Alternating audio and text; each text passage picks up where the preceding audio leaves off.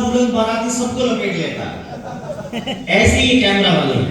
खैर इरशाद भाई आ रहे हैं। इरशाद भाई ने मुझे फोन किया कि 23 तारीख को यहाँ चौधरी चरण सिंह जयंती है, आपको आना है मुंबई से। मैंने कहा सर पैसे? बोला हाँ थोड़े बहुत दे देंगे। मैंने कहा सर थोड़े बहुत में क्या होगा? कहते हैं विभोर यकीन करो, शुक्र मनाओ, वकीलों का प्रोग्राम है और वकील तुम्हें पैसे दे रहे हैं।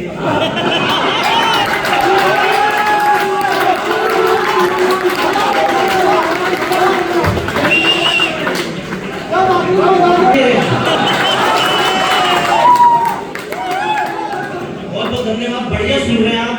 और मैं सच बता रहा हूं, आप लोग जब अदालत में गवाह पेश करते हैं तो गवाह को कहते हैं गीता पे हाथ रख के कसम खाइए, आप जो कहेंगे सच कहेंगे। आज इस हॉल में जितने वकील बैठे हैं, मैं आप सबकी कसम खा के कहता हूं, मैं जो कहूंगा सच कहूंगा। और आज चौधरी चरण सिंह जी की जयंती है, मैं भी चौधरी हूं। और आप लोग चाहते तो यहाँ नाच गाने का प्रोग्राम करवा सकते थे, सिंगिंग का प्रोग्राम करवा सकते थे, लेकिन आपने कवि सम्मेलन मुशायरा करवाया, क्योंकि इससे सस्ता होता भी क्या है ना? ताली वाली बजाते रहना, हाँ बजाते रहना, एकदम सतर्क रहना।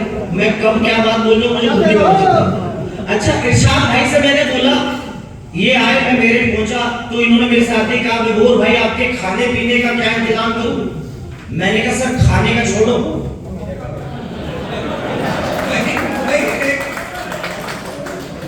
तो इन्होंने पानी की बोतल भिजवा दी।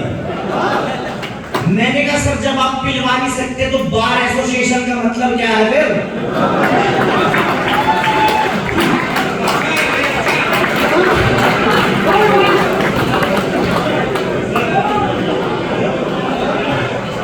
किस बात की बार एसोसिएशन में अगर आप पी नहीं सकते तो हैं?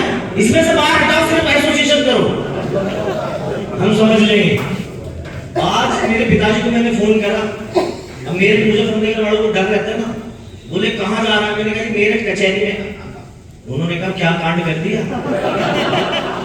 मैंने कहा जी कांड कुछ नहीं करा, पैसे लेके आ रहा हूँ।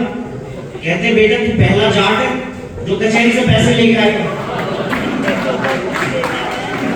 नहीं तो जाटों के तो पैसे जाए कचहरी में रहे हैं। सरकार से मुआवजा दे रहे हैं, वकीलों को दे रहे हैं। जज साहब नहीं है चले गए, बहुत बढ़िया। एक तो मैं बताऊं, इन्होंने मुझे कहा जब फोन आया इरशाद भाई का, मैंने इनसे पूछा सर कौन कौन आ रहा है? तो इन्होंने कहा कुछ इंटरनेशनल शायर हैं, कवित्री हैं, आप हो। मैंने कहा अच्छा, और बोला डीजे रहेंगे। तो मैंने कहा कवि सम्मेलन मुशायरे में डीजे का क्या काम है?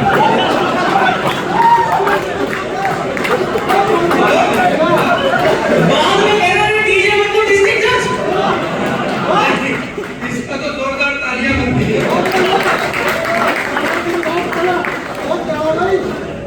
अरे एक वकील साहब का किस्सा बताता हूँ आपको। इन्होंने कहा वकीलों में जितने मजे से ले सकते हो ले लो, क्योंकि वकील मजे के अलावा और कुछ देता नहीं कभी। एक वकील साहब दलील दे रहे थे अदालत में, उन्होंने जज साहब से कहा जज साहब कानून की किताब के 18 नंबर पेज के मुताबिक मेरा क्लाइंट बेगुनाह है। बोले कानून की किताब में 18 नंबर पेज पे ऐसा क्या लिखा? बोला साहब उसने किताब खोल के दिखाई तो वहां 500 के नोट थे। जज साहब ने कहा ऐसे ही सबूत 2-4 और पेश करो तो मैं इसको बरी करके घर जाऊं। एक तो चोर ना, एक चोर गया जज साहब के पास, तो जज साहब ने कहा यार एक बात बता, तूने एक ही दुकान में 2 बार चोरी क्यों करी? कहता साहब मैं शादीशुदा हूं, पहली बार मैंने साड़ी चुराई, वो साड़ी बीवी को पसंद नहीं आई, तो मैं दोबारा साड़ी बदलने गया। इतनी सस्ती तालियां लगाओगे? और मैं आपको बताऊं, देखो हंसाना बहुत मुश्किल काम है, टेंशन देनी बहुत आसान है, और खासकर मेरिट वालों को आसान है। मैं आपको बताऊं, आपको किसी भी अनजान आदमी को टेंशन देनी, वो सड़क से जा रहा हो उसे सिर्फ इतना पूछ लो नमस्ते जी, वो टेंशन में आ जाएगा यार ये कौन है, मैं इसे जानता हूं क्या, इससे भी ज्यादा टेंशन और पूछ लो और भाभी जी कैसे हैं? वो कहेगा मेरे तक तो ठीक है, मेरी पत्नी को कैसे जानता? तो टेंशन नहीं लेनी, मजा लेना है, आगे से लेके पीछे तक ताली बजाना एक बार जोरदार। बहुत बढ़िया। तो जैसे कि इन्होंने मेरा परिचय दिया, मेरा नाम विभोर चौधरी है, मैं मुजफ्फरनगर से हूँ, ऊपर से मैं जाट हूँ। हालांकि मेरी सेहत देख के लगता है कि मैं जाट हूँ, क्योंकि जाट को ये होता है 6 बेटे हंडे करते। तो आपको बता दूं जाटों के बच्चों में भी कुपोषण हो जाता है। मैं उसी कुपोषण का शिकार हूँ। और हम क्या चौधरी हैं तो हमें हमेशा बात पूछी रखने की आदत है। मेरे पिताजी के 2 दोस्त घर आए, एक ने कहा मेरा 5 लाख का टॉयलेट है, बोले अच्छा। दूसरे ने कहा मेरा 10 लाख का है। पिताजी ने कहा यार बात चौधराट वाली करनी, ऊंची करनी। पिताजी ने कहा मेरा 50 लाख का है, बोले 50 लाख का, बोले हाँ खेत में जाता हूँ। बोले चौधरी साहब आपको शर्म नहीं आ रही? सरकार से प्रोग्राम चला रही, बहू बेटियां दूर न जाए, शौचालय घर पे बनवाए, आप खुले में जा रहे हो। पिता ने कहा खुला नहीं है भाई, खेत कवर है। बोले कवर है मतलब? बोले हाँ गन्ने की खेत में जाता है। और मैं ऐसी बात बताऊंगा सर, जो मेरठ मुजफ्फरनगर वाली रिलेट करेंगे। मेरठ और मुजफ्फरनगर अलग शहर है। एक तो मुजफ्फरनगर के बारे में गलतफहमी है लोगों को कि मुजफ्फरनगर शांत शहर नहीं है, जबकि मैं कहता हूँ मुजफ्फरनगर बहुत शांत है। और शांत हो भी क्यों ना, जब सुबह 8-10 गोलियां चल जाए तो शहर पूरा दिन शांति रहता है। बाबूजी को खांसी होगी, कोई बात नहीं, बाबूजी आप पानी पियो। और मैं बताऊं मेरठ मुजफ्फरनगर में होती है घरेलू हिंसा। हमारा जो बड़े शहर है ना दिल्ली मुंबई, यहाँ होती है घरेलू हिंसा, डोमेस्टिक वायलेंस। मेरठ मुजफ्फरनगर में होता है घरेलू दंगा। घरेलू दंगा वो है गलती एक बच्चा करे पूरा परिवार पिटता है।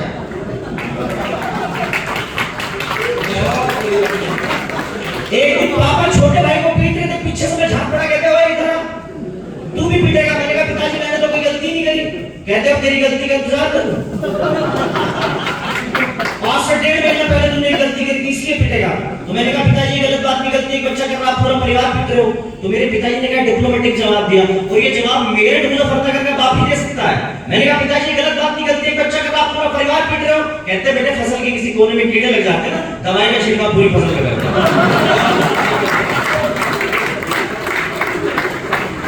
ये वही दवाई का छिड़काव है।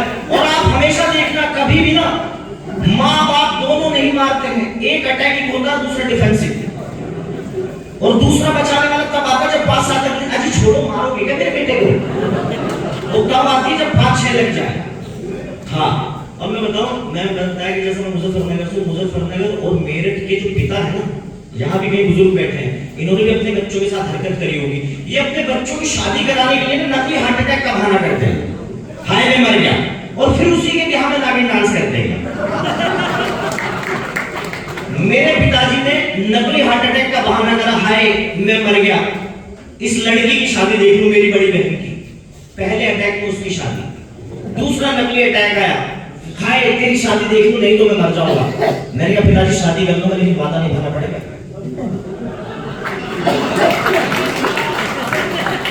दूसरे अटैक में मेरी भी शादी, तीसरे नकली अटैक में मेरे भाई की भी शादी होगी। आज हम तीनों बहन भाइयों के बच्चे, उस जालिम को जुबान तक नहीं हुआ। खैर बोलूंगी मुझे हिंदुस्तान के माता पिता करते हैं। और मैं बताऊं मेरे तो पिताजी चाहते थे कि मैं वकील बनूं। एक दिन मेरे पापा मेरे पास आए, बेटा मैं चाहता हूं तुम वकील बनो। मैंने अपने बाप की तरफ देखा, कितना न्यायप्रिय आदमी है, अपनी औलाद को वकील बनाना चाहता है। पीछे दादाजी बोले ऐसा कुछ नहीं, 8 केस चल रहे तेरे से फ्री में लड़वाना चाहता है। सर धन्यवाद सर, मुझे समय का बता देना, समय का पता नहीं चलता। यहाँ महिलाएं कम बैठी हैं तो इनकी भी बात कर लेते हैं। महिलाएं क्या होती है, एक तो मैं बताऊं मुजफ्फरनगर की जो मेरी वाइफ है, एक दिन एक सर भिखारी हमारे घर आ गया है ना, भिखारी आ गया तो आके मेरी वाइफ से कहता है मेरे पास 4 रोटी है, ये 4 रोटी गरम कर दो, घी लगा के दे दो। मेरी वाइफ ने 4 रोटी की, दरवाजा बंद करा, कुंडी लगाई, आधा पूरा घंटा तक बुआई। दूसरा भिखारी आया, कहता है क्या हुआ? बोला रोटी लेके गई थी। बोला अब नहीं आ रहे हो। बोला क्यों? बोला 1 घंटा पहले से मेरे से सब्जी छीन के ली। और मैं आपको बताऊं कभी भी जितने भी शादीशुदा लोग कितने हैं यहाँ, हाथ उठाओ, सारे ही ना लगभग। हाँ वकीलों की तो हो ही जाती है। बचेगा, भले क्लाइंट को जेल करा दे, मेरी बेटी को वो करेगा मिलेगा। खैर मजाक की बात है। कभी भी मैं जितने शादीशुदा लोग बैठे हैं उनको बता दूं, मर्दों को, कभी भी आपकी पत्नी ब्यूटी पार्लर से बात कुछ भी करा के आए, उसको सर से लेके पैर तक देखो और उसकी तारीफ कर दो, नहीं तो अगला 1 महीना नरक में बीतेगा आपका। और पत्नी जब ब्यूटी पार्लर से बाल हाईलाइट करा के आती है तो पति